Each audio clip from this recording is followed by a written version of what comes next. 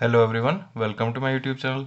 आज की वर्कशीट हमारी 67 और डेट है 14 दिसंबर 2020 और आज का टॉपिक है हमारा क्वेश्चंस ऑन कॉइन्स। तो और ये क्वेश्चंस ऑन कॉइन्स किसके लिए? प्रोबेबिलिटी। तो प्रीवियस क्लास में हमने प्रोबेबिलिटी का फॉर्मूला सब कुछ डिस्कस किया था।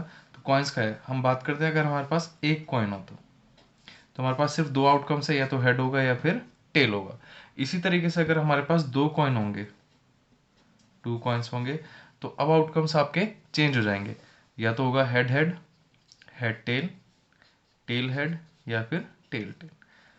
ऐसे अगर थ्री कॉइन्स होंगे तो कितने आउटकम्स होंगे? फोर कॉइन्स होंगे तो नंबर ऑफ आउटकम्स कितने होंगे? इस तरीके से क्वेश्चंस अगर एक नंबर में पूछ लेगा कि अगर आपके पास चार कॉइन्स है तो टोटल नंबर ऑफ आउटकम्स कितने होंगे। तो जब इस तरीके से क्वेश्चन आएगा तो आपको याद रखना है, इसमें जो हमारा फॉर्मूला लगेगा वो लगेगा टू की पावर। ये आ जाएगा टू की पावर। अगर एक कॉइन है तो वन, अगर आपके पास दो कॉइन है तो टू की पावर टू, तीन कॉइन्स है तो टू की पावर थ्री, चार कॉइन्स है टू की पावर फोर। इसी तरीके से जितने भी कॉइन्स होंगे वो आ जाएगा टू की पावर में। तो टू की पावर मतलब नंबर ऑफ कॉइन्स जितने भी आपको दिए हुए हैं। टू की पावर वन हो जाएगा टू, टू की पावर टू फोर, तो टोटल आउटकम्स फोर हो गए। टू की पावर थ्री में हो जाएगा हमारे पास एट, टू की power three is equals to eight. तो यहाँ पे जब आपके पास थ्री कॉइन्स होंगे तो एट आउटकम्स। अब बात आती है कि उन एट आउटकम्स को आप लिखोगे कैसे। तो कोई भी आउटकम्स हो, आपको ये सीरीज देखनी है। हमें आठ आउटकम्स लिखने हैं, तो आठ का हाफ क्या होगा? चार। तो चार बार आप कंटिन्यू हेड लिख लो और चार बार कंटिन्यू टेल। पहला स्टेप क्या है? चार बार कंटिन्यू हेड और चार बार कंटिन्यू टेल, क्योंकि हम बात करें यहाँ टू की पावर थ्री और वो होता है एट। मतलब हम बात कर रहे हैं थ्री कॉइन्स की, जब आपके पास थ्री कॉइन्स होंगे। अब चार चार लिख लिया, चार का हाफ करेंगे दो आएगा। तो अब दो बार हेड, दो बार टेल, दो बार हेड, दो बार टेल। फिर अब दो का हाफ कर दो, एक आ जाएगा। तो alternate head tail, head tail, head tail, head tell. तो ये बन जाएंगे आपके टोटल आउटकम्स। ये आ जाएंगे टोटल एट आउटकम्स। पहले क्या करा हमने? एट था, उसका हाफ करा, चार बार हेड चार बार टेल। ऐसे ही फिर चार का हाफ किया तो दो बार हेड दो टेल, दो हेड दो टेल। फिर दो का हाफ किया तो वन, तो alternate head tail head tail head tail head tell. तो इस तरीके से अगर कोई भी क्वेश्चन दे दे कि आपके पास 10 कॉइन्स है तो टोटल नंबर ऑफ आउटकम्स कितने होंगे, तो आपको क्या निकालना होगा? टू की पावर 10 क्या होगी? जो भी टू की पावर 10 आएगी हमारे उतने ही टोटल आउटकम्स होंगे। तीन से मैक्सिमम आपको आउटकम्स लिखने नहीं आते अब तक, एग्जाम में किसी में नहीं आए। हाँ, वो टोटल आउटकम्स पूछ सकते हैं कि नंबर ऑफ आउटकम्स कितने होंगे, पर आपको सैंपल स्पेस नहीं बनानी होगी। ये जो हमने बनाई है हमारा एक सैंपल स्पेस, कि हमने उन आउटकम्स को अपना लिख लिया टोटल किस तरीके से लिख सकते हैं। अगर हम दो कॉइन्स की बात करें, टू कॉइन्स, तो इसके आउटकम्स आपको पता है, head head, head tail, tail head, tail tail. इसे भी अगर आप ध्यान से देखो तो हमने इसे भी क्या लिखा है? हेड हेड टेल टेल, दो बार हेड दो बार टेल, फिर alternate head tail head tell. तो ये बन जाएंगे इसके आउटकम्स। इसमें अगर हमारे पास क्वेश्चन है कि probability of exactly one head, exactly one head, कि आपके पास सिर्फ एक हेड, एक हेड से ज़्यादा हेड नहीं होने चाहिए। तो ऐसे कितने केसेस हैं आपके पास? एक ही हो जाएगा और एक ही। तो नंबर ऑफ फेवरेबल, आपको प्रोबेबिलिटी का फॉर्मूला याद है, number of favourable outcomes upon में टोटल आउटकम्स। तो किसे फेवर करें हम? एक हेड को, तो एक हेड दो केसेस में, तो ये आ जाएगा टू अपॉन में टोटल आउटकम्स कितने हैं? फोर। रिड्यूस करेंगे तो वन बाय टू। ऐसी probability of exactly one tail, तो ये सिर्फ एक टेल होना चाहिए, सेम केस आ जाएगा। तो ये भी क्या आ जाएगा? टू बाय फोर, और ये आ जाएगा वन बाय टू। इसी में अगर हम बात करें प्रोबेबिलिटी ऑफ बोथ हेड, मतलब दोनों के दोनों कॉइन्स पे हेड आना चाहिए, तो ऐसे कितने केसेस हैं जिसमें दोनों में हेड आ रहा है? सिर्फ एक केस। तो ये क्या आ जाएगा? वन, और टोटल आउटकम्स कितने हैं? फोर। और प्रोबेबिलिटी ऑफ बोथ टेल भी क्या हो जाएगा? सिर्फ एक ही केस ऐसा है, तो ये भी हो जाएगा वन अपॉन में फोर। अब हम केस डिस्कस करते हैं एटलीस्ट और एटमोस्ट का। एटलीस्ट और एटमोस्ट, इन दो टॉपिक से बच्चे पेपर में ज़्यादातर कंफ्यूज होते हैं कि एटलीस्ट और एटमोस्ट के क्वेश्चन किस तरीके से सॉल्व करने हैं। तो हम पहले इसमें एग्जांपल लेके चलते हैं अपना तीन कॉइन्स वाले के लिए, 3 कॉइन्स के लिए।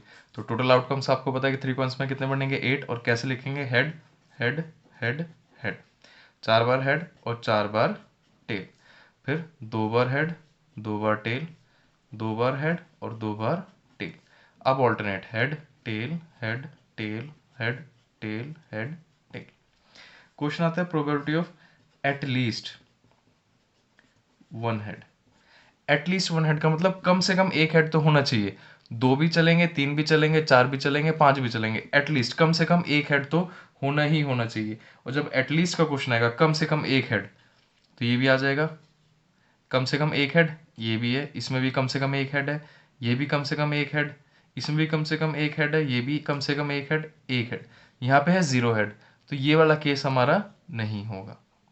तो टोटल कितने केसेस को हमने फेवर करा इसमें 7 केसेस को, और आउटकम्स टोटल कितने हैं 8। तो probability of at least one head की क्या होगा 7/8। इसी तरीके से अगर हमारा क्वेश्चन हो probability of at least to head, at least to head, ज्यादा कम से कम 2 हेड तो होने ही होने चाहिए, एटलीस्ट 2 हेड्स, तो कम से कम आपके पास 2 हेड्स होने ही होने चाहिए। अब देखते हैं कौन कौन सा फेवर करेगा कम से कम 2। एक ये आ जाएगा, ये भी आएगा, इसमें ये भी आएगा। अब यहाँ पे सिर्फ एक हेड है तो इस केस को हम नहीं ले सकते। ये भी आ जाएगा 2 हेड, सिंगल हेड है, ये भी केस नहीं ले सकते, सिंगल हेड ये भी केस नहीं होगा, कोई हेड नहीं, ये भी केस नहीं होगा। तो एटलीस्ट कम से कम 2, जब भी एटलीस्ट का मतलब होता है कम से कम 2 हेड, कम से कम एक हेड। तो कितने केसेस हो गए 1 2 3 4, और टोटल केसेस हो जाएंगे हमारे पास 8। इसे रिड्यूस करेंगे तो 1/2। तो इसी तरह से आपका टेल में भी क्वेश्चन बन सकता है, और एटलीस्ट 3 हेड, कम से कम 3 हेड तो होने चाहिए, कम से कम 3 हेड, तो सिर्फ एक ही केस आएगा हमारे पास और उसका आंसर हो जाएगा 1/8।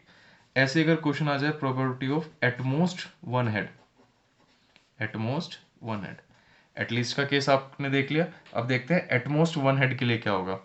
मतलब एटमोस्ट का मतलब होता है ज्यादा से ज्यादा, ज्यादा से ज्यादा, ज्यादा से ज्यादा एक हेड होना चाहिए, एक से ज्यादा नहीं चलेगा, ज्यादा से ज्यादा एक हेड। अब हम देखते हैं एक हेड वाले केसेस कितने हैं।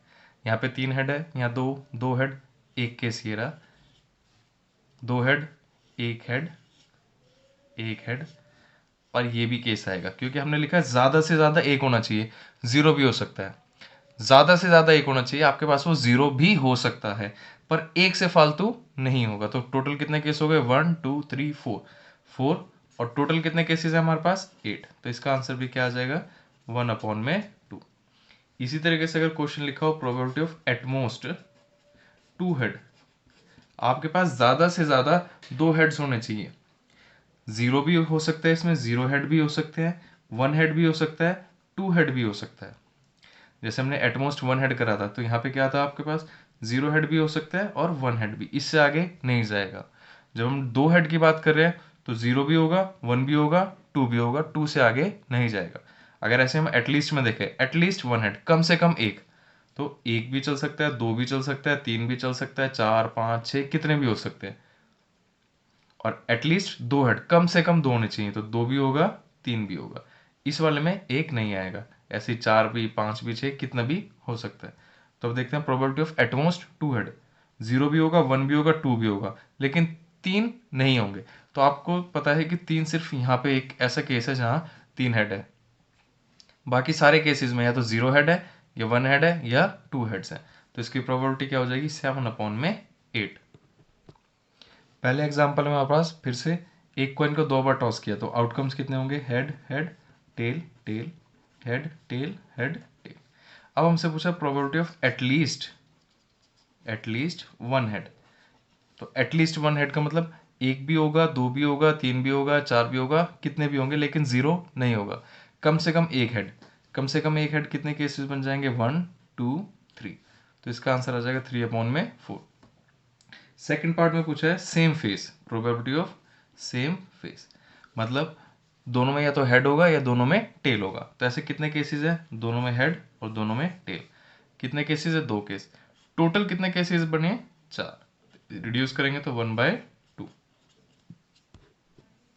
सेकंड एग्जांपल में कहा है कि दो कॉइन्स को हमने 120 बार टॉस किया तो दोनों में हेड आया। ऐसे केसेस कितने बने कि दोनों बार जब टॉस किया तो 60 टाइम्स हुआ, टॉस किया तो दोनों में टेल आया तो 60 टाइम्स था, सिर्फ एक बार टेल आया तो 48 टाइम्स, और सिर्फ एक बार भी टेल नहीं आया मतलब दोनों केसेस में हेड हेड आए।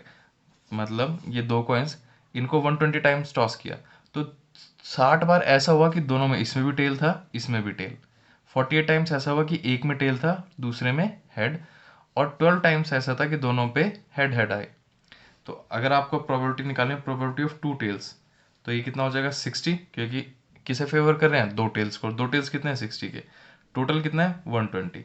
जीरो से जीरो कैंसिल हो जाएगा, ये आ जाएगा 1/2 और 1/2।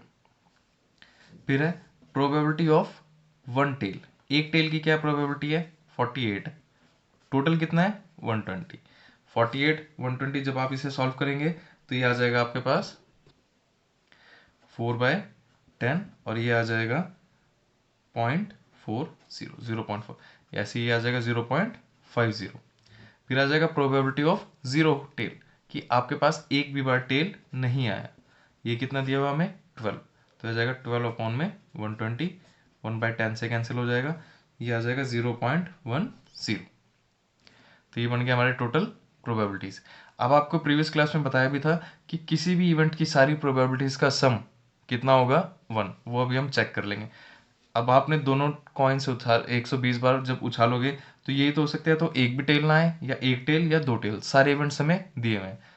अगर आप इन तीनों इवेंट्स को ऐड करेंगे, probability of two tail plus probability of one tail plus probability of zero tail, तो ये किसके इक्वल आएगा हमेशा 1 के।